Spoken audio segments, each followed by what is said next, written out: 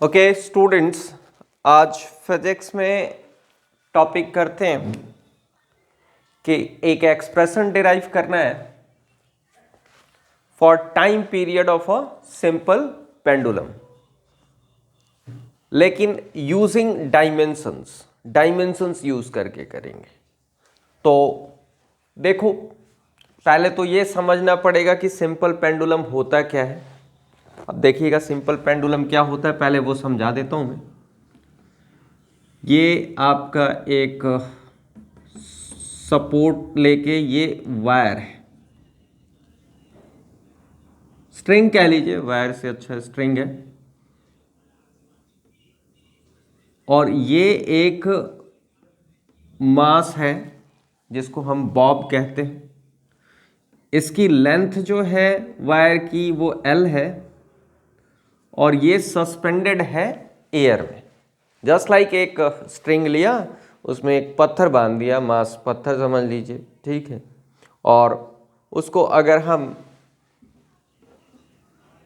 यूं सपोज करो यहाँ लाके अगर हम इसको छोड़ते हैं तो ये ऑसिलेट करने लगेगा।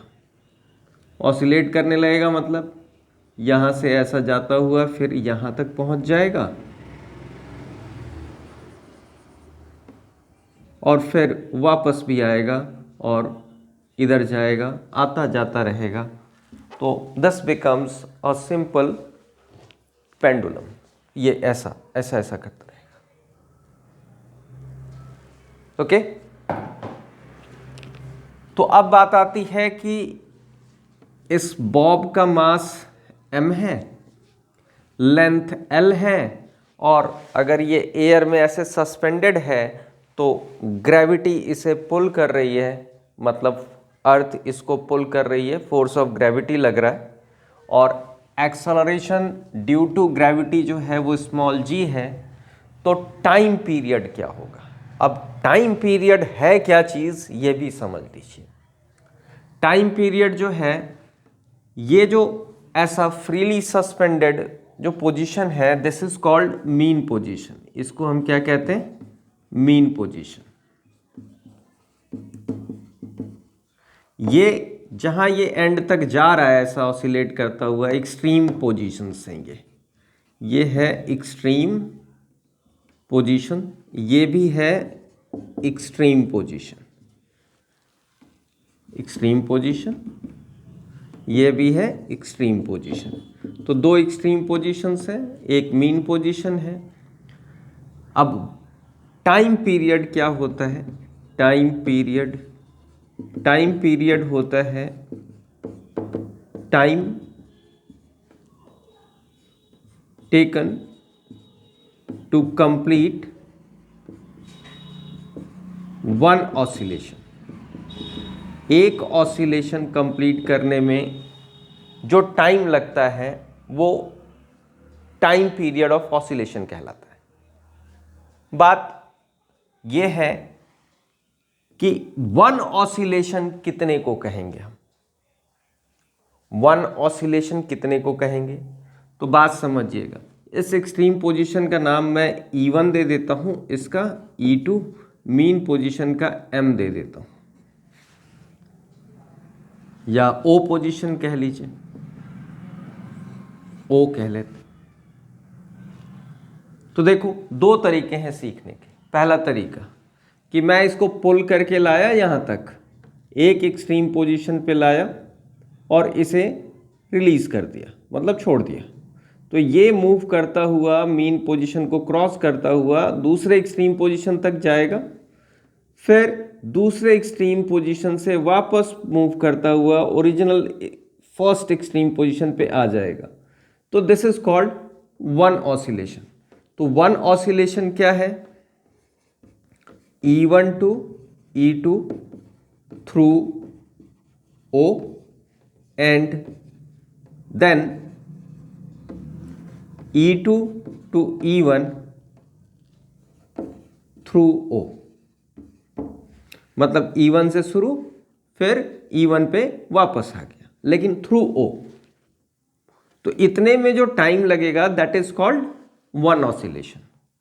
दूसरा तरीका होता है समझने का, वो है कि आप मीन पोजीशन से एक्सट्रीम पोजीशन जाओ। आपने यहीं से ऐसे इसको हिट कर दिया, हिट कर दिया तो ये एक्सट्रीम पोजीशन E1 तक गया, फिर वापस O पे आया, लेकिन ड्यू टू वेलोसिटी गेन्ड ये मूव करता हुआ E2 पे आ गया। ध्यान दीजिएगा, O से E1, फिर E1 से O, फिर O से E2, फिर O।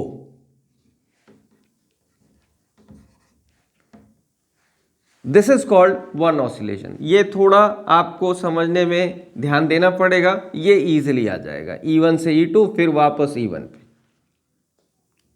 दोनों सेम ही बात है। अब टाइम पीरियड का एक्सप्रेशन निकालना है यूजिंग डायमेंशंस।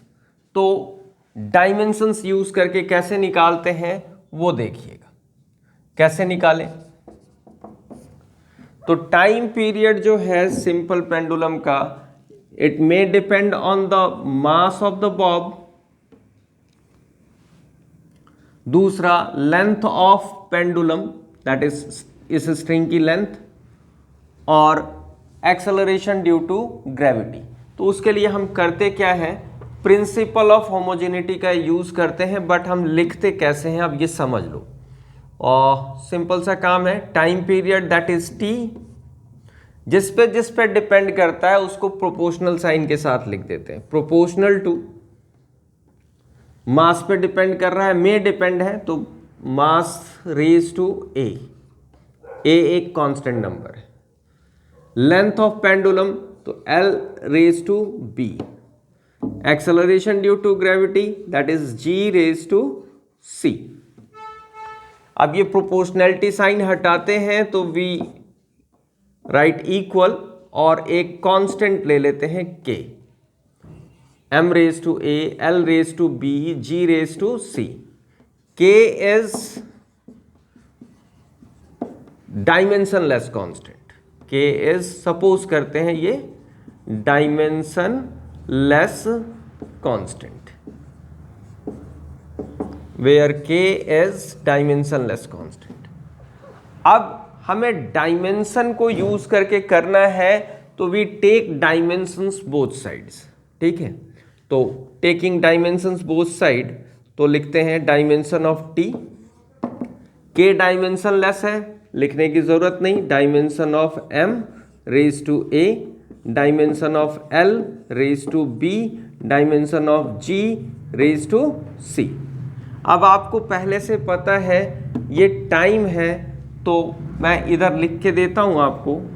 टाइम का डायमेंशन जो है, टाइम पीरियड है तो टाइम पीरियड का डायमेंशन T ही होता है।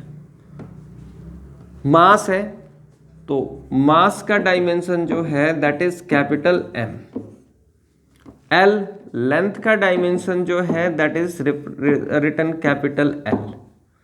G acceleration due to gravity है, उसका डायमेंशन है, देखो G जो होता है G इज इक्वल्स टू, आपको पता होगा 9.8 मीटर्स पर सेकेंड स्क्वायर। यूनिट से ही डायमेंशन आप निकाल सकते हो। ये मीटर है तो मीटर है दैट मीन्स लेंथ, ये टाइम है this is T seconds raise to -2। -2 इसलिए लिखा क्योंकि ये डिनोमिनेटर में ऊपर ले गए S रेज टू -2, मतलब ऐसा भी लिख सकते हो 9.8 metre S raise to -2 metres पर सेकेंड स्क्वायर। तो मैं बोथ साइड डायमेंशंस लिख दूंगा। तो इसका डायमेंशन T है तो T ही है, इसका डायमेंशन मास का M that is raise to A, L that is raise to B, G LT -2 raise to C। देखो अब डायमेंशंस को हम MLT के फॉर्म में लिखते हैं, तो टाइम T है, मास है नहीं तो that means mass raise to 0, L raise to 0, T raise to कितना है 1 है तो that remains T। Mass raise to A, L raise to B और फिर यहाँ L रेज टू C और T रेज टू -2C, ये रेज टू है बोथ पे डाल दिया। ये लेफ्ट साइड सेम ऐसा लिख रहे हैं, ये M raise to A, L raise to B भी है, L रेज टू C भी है, तो इनके पावर्स ऐड हो जाएंगे, L raise to B plus C और T रेज टू -2C। अब लिखेंगे comparing both sides, comparing we get, मतलब रेज टू वाले को रेज टू से कंपेयर करो, तो A is equals to 0, mass का A है, यहाँ मास का 0 है, B plus C equals to 0, -2C is equals to, इसकी रेज टू कितनी है 1, दैट इज 1। तो अब बात समझिएगा, यहाँ C की वैल्यू क्या आ जाएगी -1/2, B इज इक्वल्स टू क्या होगा, B is equals to -C है, तो B इक्वल्स टू माइनस और एक और माइनस, B 1/2, A 0 है ही आपके पास। तो अब एक्सप्रेशन हम क्या लिखें, एक्सप्रेशन हम सिंपल सा लिखेंगे, जो रेज टू है उनके पास वैल्यूज पुट कर देंगे, दैट मीन्स देखिएगा ध्यान से, यही देख लेते हैं, that is T equals to K, तो remains K, M raise to A, that is A is 0, L raise to how much, B है, B इज व्हाट 1/2, C -1/2, मतलब G रेज टू -1/2, तो थोड़ा और सिंपल सा लिखते हैं, तो K मास रेज टू 0 है, तो दैट बिकम्स 1, और ये आपके पास L रेज टू 1/2, और ये तो मैं इसे ऐसे लिख सकता हूँ, L upon G whole raise to 1/2, और finally it can be written as T equals to K, ये 1/2 का मतलब square root, this is L upon G।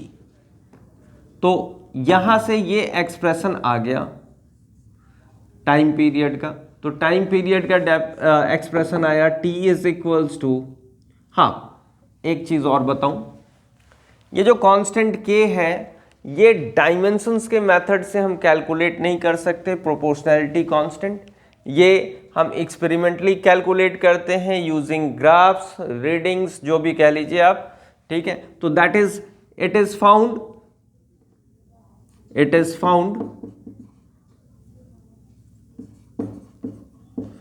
K equals to 2 pi, तो that becomes time period is equals to 2 pi under the root L upon G। यहां से एक interesting fact सामने आता है कि time period of simple pendulum जो है वो मास ऑफ द बॉब पे डिपेंड नहीं करता, क्योंकि इसमें मास वाला कोई एक्सप्रेशन आया ही नहीं, m आया ही नहीं। डिपेंड किस पे करता है, लेंथ ऑफ द पेंडुलम पे और एक्सेलरेशन ड्यू टू ग्रेविटी पे। तो कहने का मतलब है जब तक ये लेंथ सेम रहेगा, यहाँ पे हैवी मास हो या लाइट मास हो, उसका time period of oscillation same रहेगा। कहने का मतलब यहाँ पे जो मास है, आप छोटा बॉब बनाओ या बड़ा बॉब बनाओ, या कॉमन लैंग्वेज में कह दूं मैं कि यहाँ एक चूहा लटका दो या यहाँ एक कैट लटका दो, दोनों का टाइम पीरियड सेम ही रहेगा ऑसिलेशन का, ठीक है। तो ये था हमारे पास टाइम पीरियड का एक्सप्रेशन यूजिंग डायमेंशंस। तो अब आप इजीली कर सकते हो इसको, इसी टाइप से आपको जो भी क्वेश्चन आएगा वो बताएगा कि किस पर डिपेंड हो रहा है और आप डायमेंशनली डिराइव कर सकते हो।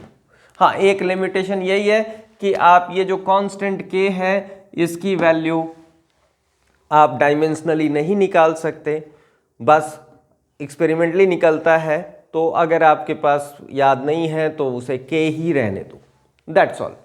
आज के लिए बस इतना ही, अब नेक्स्ट क्लास में करेंगे।